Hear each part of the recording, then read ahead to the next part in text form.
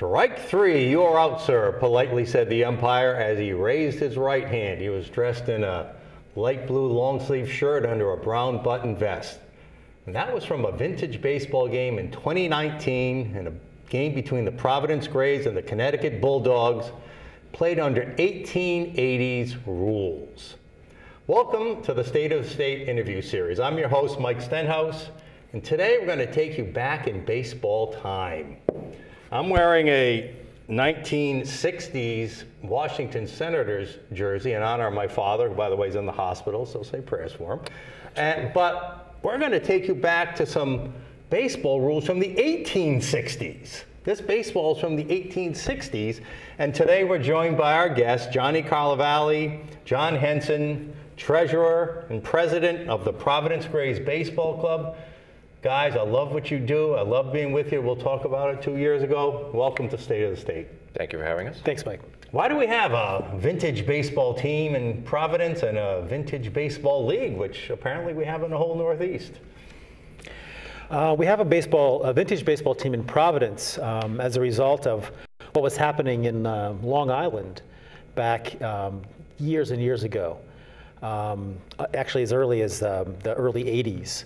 Folks in Old Bethpage, Long Island, started playing old style baseball, and that eventually led to folks here in the Providence area starting our team in 1998. And we thought Bethpage was only for golf, right? Not at all. Exactly. It was the birth of historic baseball. That's Johnny right. Carlevale, you're a player. What position do you play on the team? I'm a utility player, basically. I play catcher, outfield, infield, wherever the captain needs me to play. Look, there's senior men's baseball leagues, there's softball leagues. Why do you and your teammates play vintage baseball? It's a badge of honor. It's something that seems difficult and quirky, and we do it because we love the history of the game, and it's something we can say that not many people can do. That's gloveless baseball. Let me just take a moment to kind of reset the scene using one of the greatest quotes from movie history, because that's what struck me that day. And I'm sure you know where I'm going with this, right? And they'll sit in shirt sleeves on a perfect afternoon. They'll have seats along one of the baselines where they sat when they were children and cheered the heroes. And they'll watch the game and it will be as if they dipped themselves in magic waters. The memories will be so thick, they'll have to brush them away from their faces. Gentlemen, when you had me and my dad out there 2 years ago to throw out your first pitch in a tournament, we'll talk about it in a minute, that's exactly what I felt. That's exactly what I felt. I mean, you're going back 150, 160 years. If we just looked at your scene, you never would have known that was the 2019. Right. How do you guys do it? The equipment, the uniforms, everything. How much work goes into all that? A lot of work. I mean, we have to have uniforms made. We have to have bats made. We have to order balls. I mean, there's scheduling. It's a ton of work behind the scenes, and that's stuff that John, myself, and our Vice President Brian Travers do for the team. And you're all volunteers. You don't get paid to play, right? All volunteers. That's right. That's right. We get paid in fun, Yeah. in the pleasure of playing this game that we all grew up playing. I mean, all of us played baseball as kids, maybe not so well, but we tried. We played, modern ball. When you catch this bug, when you start playing vintage ball, it's a gift that just keeps on giving, because it's a whole different skill set, surprisingly, in the field especially, without a glove. So I hope you're not too envious of me a little bit. For our fans who don't know, I played 8 years of pro ball, and I did get paid. Oh, we have absolutely no envy at all. Paid to have fun. I was paid to have fun. Now, there was a little pressure. I don't know if you guys feel pressure in the game, but sure. I was paid to do something I love, and I can't think of a better experience I've ever had in my life. I wish I might have done better, but you guys are the pure baseball, playing just for the fun of it. The Magic Waters, right? I mean, to see you guys out there. Now, you got a big festival coming up. To see you guys, you're going to be back at Rocky Point August 14th and 15th, folks. go down to where the old Rocky Point was, and on the field to the right, it's a big open field. And that's where you set up. How many fields you got going this year? It's August 14th and 15th. Right. The Rocky Point Historic Baseball Festival. Tell us who's going to be participating in that. We've got, as you said, 2 days of events, two fields set up side by side there. Water views, gorgeous location for any kind of ball, but especially for vintage baseball. We're going to have a total of 10 teams there, eight teams per day. So a couple will be sort of shuttling in and out. We're representing states: Rhode Island, Massachusetts, Connecticut, New York, New Jersey, Maine, and Maryland. So we've got folks coming from all around the Northeast and the Mid-Atlantic to play in this. Does this only happen in the Northeast, or are there other teams and leagues like out in the West or the South? There are over 300, probably and counting, vintage or historic baseball teams throughout the country, all across the continent. You've got folks doing this sort of thing. All right, Johnny, you got to tell me one thing here now. So this is an 1860s ball. Back then, I don't think they used any gloves at all, right? Back then. Then it kind of evolved to maybe just a little pad like this. And then maybe around the 1890s, to turn of the century, they actually started getting little gloves like that.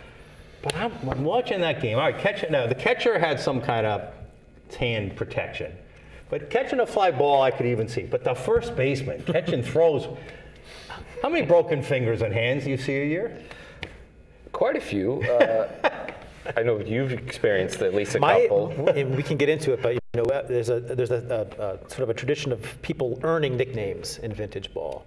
Mine is Bones, and it's because I've broken a few bones here and there. I've had a couple of finger breaks. I broke a shoulder one year. And what's your position? I'm a pitcher for the underhand, and I play second base otherwise. Okay, and you're a utility guy. And I hear your nickname is Insane Johnny. Why is that, Johnny? The captain's son called me Insane Johnny one day. And he's the only one that actually really calls me insane. There's absolutely no other reason. It's stuck, huh? Not that I'm insane. So how many games will you play on that weekend, your Providence Grays team? And fans can come. So from a fan, for anyone watching out there wants to come, have a fun, get dipped in those waters, those magic waters that the actor talked about in that Field of Dreams movie. I can't think of his name in the movie right now. If you know, tell me. But my memory's not so good on that. But how many games do you play that weekend? We will play 4. Every team will play 4. Okay, that's right. So fans come up. I remember you bring your own chair, or you sit on the grass, or bring a blanket, bring a lunch, right? Picnic and basket. Just, bring a basket. I mean, there is nothing. Talk about the bench, the bat racks, all handmade period stuff. Yeah. You even use tin cups, not the plastic water bottles, right? We use the tin cups. Everything is, the large handle bat. This is an extreme if you want to see. Wow, yeah, that's a Ty Cobb style right there, I bet, right there, huh? Yeah. And you're righty or lefty hitter? I'm a righty. And you, John? I'm a righty, yeah. All right, that's terrific. All right, let's do a little history of the Providence Grays, because you guys, as you said, you're not just about fun, you're here to tell the story of the Providence Grays, right? Right. Through that. Yes. And so I don't know where you want to start, but the Providence Grays go back to the what? So the Providence Grays started here as a National League franchise in 1878. There was an opening. The Hartford Dark Blues were a National League team up until '77, and that franchise disbanded. So the league granted the franchise to Providence. So they formed as the Providence Baseball Association here that winter. It started right away in the spring. Built a brand spanking new facility called the Messer Street Grounds, which is about 1.5 miles kind of north of where we are right now, on the west end. Over by the Armory, I believe. That's right, not too far from the Dexter training grounds there. The old Josiah. My mom lived on Dexter Street when she was on, real close so I know by. the area. The old was called the Josiah Chapin Farm. Okay. And they picked up, they fenced in about 6 acres there, built this, at the time, state-of-the-art facility. Grandstands, the whole works, and they held court there for 8 seasons. So what a shame. I mean, Providence and Rhode Island, we can't even have a AAA team anymore because our politicians screwed everything up. But yet back then, 150 years, 140 years ago, we were the tops in the baseball industry, and world champions at that, if I recall. That's right. That's right. 1884, the Grays won what came to be considered the first world championship between two leagues. That year, there was the upstart American Association. There was the team, the New York Metropolitans, Yep. and they challenged the Grays, who had won the pennant in '84 for the National League. They challenged them to a post-season playoff tournament, 3-game series. All the games were played down on the Polo Grounds in New York City. The Grays pretty handily won the first 2 games, but with revenue and everything being what it is, they played the 3rd game as well, and they swept them. We'll get back to some history in a minute. Let me ask you, Johnny. Johnny, we mentioned you guys are all volunteers. You do this just for the love of the game on your own time, I assume usually weekends. You do have some trips. Tell us about some of the trips, some of the venues that you've been to, and tell us about some of the guys on the team. What are they like? What do they do in their modern life? And are they all here for the same reason? So, I mean, we have professors, doctors, carpenters. To fix the broken bones, right? Yeah, well, doctors of math, I should say. Carpenters, you name it. I mean, everybody does something. I mean, one of our players, we have a female player who works. I was just going to ask, do they have any lady players? We have a female player. She was working for Tiffany's. I think she might have changed jobs. What does Grandpa do? Grandpa does. He's an electrician. He's an electrician. Yep. Grandpa. He's the only original member on the team. Now, baseball, for those of you who don't know, baseball's known for its nickname. So everybody's, what was yours again? Bones. Bones and, Yeah. and Insane, and I don't know, I was just Sten. Yeah, right. That was my nickname back then. So, Johnny, tell us about some of the places you've played. I mean, John mentioned Bethpage, but you guys have been to some other historic sites. This season, we finally got to Cooperstown Great. to play a 2-day event, 4 games, at the Omegang Brewery. Their grounds, beautiful grounds on the side of the mountains. And we got to visit the Hall of Fame too. I mean, just to play there was fantastic. We've gone to Gettysburg, which we go every year. Gettysburg. That is another one that's. Well, don't they say that Abner Doubleday from the Civil War invented baseball, right? That's the old saying, right? They say that, and they're entirely wrong about that. Okay, well, yeah. that's the legend anyway. Yeah, right, Well, right. That's the Civil. He was a captain in the Army or something, Doubleday. Well, probably more supposedly importantly, invented during the Civil War era, right? Well, yeah. More importantly, the invention of the game well before that, and in fact, if you try to trace the origin of the game, you're just going to keep on going back into history, well before the American continent. Sticks and balls have been around a long time, right? But the Civil War was instrumental in helping to spread the game to the South, to all different parts of the country. So it's really fitting. I'm certain that they played baseball at Gettysburg, either in between battles, skirmishes, or around the same time. It's just something that happened when troops were together and there was downtime. People started playing baseball. So it really does fit that setting perfectly. Okay. So at providencegrays.com, if you want to get information on the team, on the tournament coming up.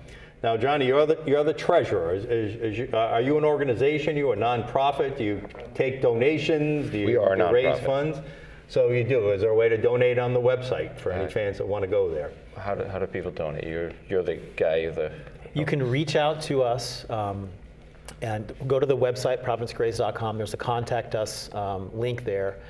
We don't have a PayPal or anything set up there just yet, but if you want to donate to the team, by all means, just reach out to us through the contact link on the Grays, providencegrays.com, Okay. Yeah. and we would be more than happy to work with you. Yeah, and I do encourage you to try to go. I'm going to go definitely. Maybe that's Saturday. I'm not sure which of those. That's a Saturday and a Sunday, August 5th, 14th, 15th. I got to go back.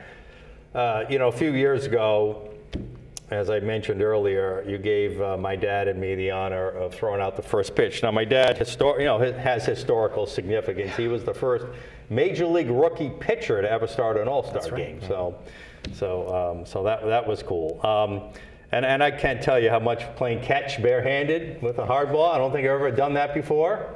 Playing a little pepper with you guys, with the bat, just pepper, just short. You just hit little ground balls to each other from about 20 feet away.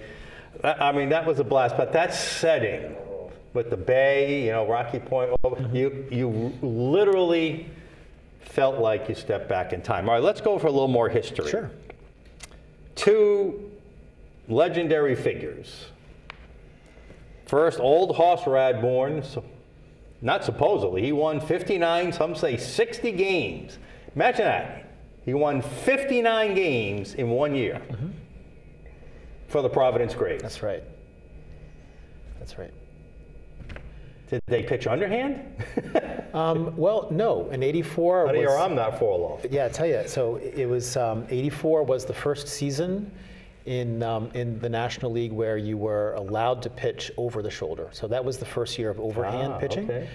Now, there's some speculation how much. And you guys do it both ways, right? You said sometimes underhand and sometimes depending on the overhand. rule set that we're playing. But if we play 84 beyond, we're pitching overhand. But I can't imagine that Hoss would completely change his delivery simply because he could that first year. So it's hard to tell. But he was probably already kind of working, kind of coming close to that line of, being above the shoulder anyway the whole time. But just the circumstances, he was obviously their ace pitcher. But the same season, they had a young kid from out west that Monty Ward had recruited in a couple of years before named Charlie Sweeney. And Charlie Sweeney was kind of a hothead and a little bit of a drinker, as was Hoss, but Charlie couldn't handle it quite Back as well. in those days now. And he ended up storming off the field once when they pulled him from a game and didn't come back. So at that point, Hoss agreed with a little bit more income to go ahead and basically pitch almost every single game for the rest of the season. Wow. And I think he won all but 4 of those that were left in the season. Yeah. Now, John, you're both players, but let me ask you this, Johnny. So you've played both the underhand and the overhand. Now, I was a pro baseball player. I could hit the fastball. I play softball. I can't hit the damn soft thing. So as a hitter, what do you like hitting a little better? You like the harder, firmer pitch, or you like the underhand? The overhand is much easier to hit. I think so too. Even if I think so too. The velocity, it doesn't make a difference. You can pick it up better. It's a different trajectory. I mean, you're looking at a ball that's continuing to rise. So when you see it in an area, it doesn't end up always where you think you're going to hit it. And that can be problematic for some of us. All right, put on the glove. Let's play a little toss here. Yeah, put it on there. Put it on the glove. We'll toss it right to you, right across. Now, as we toss the ball back and forth with Johnny, John, tell us about Babe Ruth. Now, I don't know, again, story. Now, I played for Cranston East. Yeah. They say that he played on that stadium either for or against the Providence Grays. What's the truth of Babe Ruth? Yeah, let me tell you a little story there. So that's it's not a direct connection to the Grays that we represent. It's an indirect one, but he did play for a team called the Providence Grays in the teens, in the 19-teens. This was the International League, the farm team for the Boston Red Sox. And you know that Babe started off, had signed in to the Red Sox and played for them. Before he moved up to the big league, the big team in Boston, he played a season or two down here in Providence for the minor league Grays. Minor league? Yes. Babe Ruth and a minor league for the Grays. Right. That's how good the Grays were. Yeah, and so, well, what happened is that Rocky Point was historically known for kind of being able to bend these Sunday blue laws that we have here in New England, and had been for probably 30 or 40 years at least before then, the one place in New England where people could go on Sunday and watch baseball. You were not allowed to play baseball in New England on Sunday, except for you grease the right palms in Rhode Island, even back in the 1880s and so forth. You can play baseball near the ocean on Sunday. So this became a place where teams would travel through. They would come to Rocky Point and play exhibition games. So in 1915, 14 or 15, the Grays played a Sunday game against the Chicago Cubs. They were traveling through and they played an exhibition game against the minor league Grays. And Babe played against the Cubs there and hit a ball into Narragansett Bay. But because of the ground rules at the time, it was considered a triple instead of a home run. He hit it too far. But he hit it too far, yeah. But if you come down on the weekend when we have the festival, there's a plaque there, explains the whole story. Yes, I remember seeing that. It's just you can feel that spirit of Babe Ruth and the Grays right there. Yeah. Now, Johnny, I noticed in looking at your scores from this season that there's a lot of high-scoring games: 18 to 14, 24 to 12. So as a player, what do you attribute the higher scores to? Is it the pitching rules? Is it because the defense isn't quite as, without good gloves, it's harder to play defense? So what do you the bigger bats? What is it? Gloveless baseball. Yeah. A lot of the philosophy is just to hit the ball as hard as you can at somebody, and hope for the best. I mean, we're the type of group that doesn't get wrapped up in hits. We just want guys on base, and it's gloveless baseball. Yeah. So when you use that mentality, mentality, be more base runners. Yeah, you win more games when you use that mentality. Mm-hmm. Now, speaking of mentality, and like I said, just starting with the umpire, strike 3, you are out, sir. The level of civility, the sportsmanship that every player, every team demonstrated, cheering each other on for a great hit or a great play in the field or whatever. I mean, that was part of the move. That's an era gone by. Now it's cutthroat, it's ruthless, and blah, blah, even though people are friendly, but talk about the sportsmanship, because you use the term a lot on your website, sportsmanship and honor. Who wants to talk about that? Again, we're not professional athletes, so we all have to go to work the next day. So the camaraderie that we get from each other, even our opposing teams, we respect each other because we're all doing the same thing, and that's really what it comes down to, is the love of the game and the friends that we make. Yeah, you're all brothers in this vintage effort, not just your teammates, because I felt that way about my teammates. We were all brothers, regardless of what part of the world we came from. But you guys have a bigger brotherhood that goes across the teams, and that really shone through. John, let me ask you, I saw on your website or on your Facebook page that you lost a great historian recently. We did. A lady named Marjorie Adams. Yes, that's right. What would you like to tell us about Marjorie? Yeah, Marjorie was a very, very special person to all of us, to the entire historic baseball community. Marjorie is the great-granddaughter of a personality from the very beginnings of organized baseball in this country named Doc Adams. So Doc Adams was a pioneer, a founding father of baseball. He developed the rules in 1857. He sat on a committee that sort of codified baseball rules for everyone, including establishing the 90 feet between bases, 9 innings of play, all of these things that we've come to just take for granted, even in the modern rules of this sport. Doc Adams had an integral part in putting in place for us.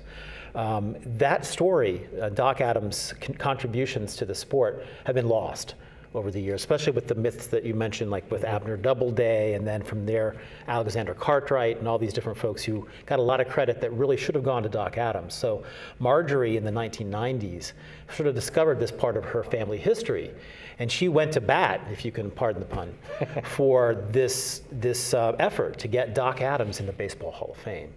And so she spent the better part of 2 decades trying to make this happen. And it's a shame that she wasn't able to make it to see it happen. There's very good likelihood that we'll see Doc Adams be voted in to the early baseball era committee into the Hall of Fame this winter. That's our hope, to see that happen. He was very, very close last time that vote was taken. So in honor of Marjorie, we're all rooting for that and hoping to see that. We've got to raise some awareness about that. Yeah. That's such a great story. And was Doc Adams a Rhode Island guy? Nope. Doc Adams grew up in New York City. Okay. Actually, he grew up in Connecticut, rather, but he lived most of his adult life in New York City and was part of the Knickerbocker Club.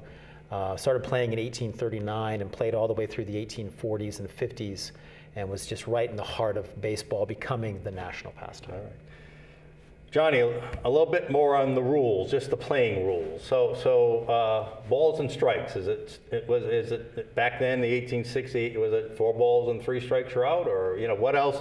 What else from simple rules that we're all used to are different about the game, the way you play it? So in the underhand era of baseball that we play, it's 3 balls and 3 strikes, and there's a warning that has to be given to the striker and the pitcher. The striker. Before there, you call the balls and strikes. You have to say, warning pitcher, warning striker. Now, the defined strike in that era it's subject to change. It's supposedly a hittable ball. And sometimes that can be something over here, and Depends It's slow enough. Depends on who the umpire was. And I also saw that under certain rules, the batter or the striker could call for a high pitch or a low pitch. that was the 84. You called So your the strike zone adjusted apparent to what you called. yes, Very you called a interesting. high zone and a low zone, and the low zone I believe was knees to belt, Yeah. and the high was belt Yeah. to chest. Yeah, the shoulder. Interesting. Now, just looking at you two, especially Johnny here, and looking at the photos on your website and Facebook page, the players seem to groom themselves to look the era too. You know, the old-fashioned mutton chops and beards. You know, kind of like what you have. I mean, these guys really get into this, right? This Yeah. is great. Yes. Yeah. How about the wives and family? They get a lot of enjoyment out of this. They get a as well? lot of enjoyment. We don't have as many folks who end up dressing the part, who come to watch. We don't get as much of that as we do maybe in Bethpage and other places like that. But everybody loves to come and root us on. I mean, it's such a unique and special experience. It really is. Again, I encourage you to come. August 14th to 15th, the Rocky Point Historic Baseball Festival. You all know how to get to Rocky Point. Just head down the hill there off of Warwick Neck, and you'll see the field off to the right, and you guys will be out there whacking balls. And you know, you got that. You can use the bales of hays for backstops, and I mean, this is you know, again, everything down to the tin cups on the benches. Nothing is current. You would swear you would step back 150 years ago. Last question for you as a historian. I noticed you don't use the term baseball one word. You use two terms, baseball, 2 words, I mean. That's right. Is that the original way it was? Yes, yeah, and then that probably started changing right around the time that the Grays became prominent in the 1880s. But before then, it was always written as 2 words, A baseball. game of ball with bases. That's right. All right, I'll give you each 20 seconds to talk about why people should come out. And are you looking for players to join your team too? Why should people get involved with the Providence Grays? Well, I mean, we encourage, you know, players. If somebody's interested in the game, come on out. It's got nothing to do with skill level. There is all different skill levels that we play with and against. It's more about a passion for the game, the history, and for us particularly, it's a chemistry. Like, we're a little bit more family oriented. I think I've told you this, that we have multiple sets of fathers and sons. My son plays on the team. as well, yeah. So we tend to be a little bit, if the fit isn't there, they usually Good, work wholesome themselves stuff. out. As President, John, final thoughts for our audience. Yeah, I just got to tell you, I mean, it's definitely come and check it out. I want to make it clear that we're different from folks who do things like Civil War or American Revolutionary reenactments, which are fantastic things, but we're not reenactors, we're recreators. We recreate the sport and we go for And it. you do a great job at it. Yeah. For State of the State, Mike Stenhouse, we'll see you next game, next at bat. Thanks to our guests. Good Thanks, luck Mike. in your tournament. Thank you. Thank you. Guys.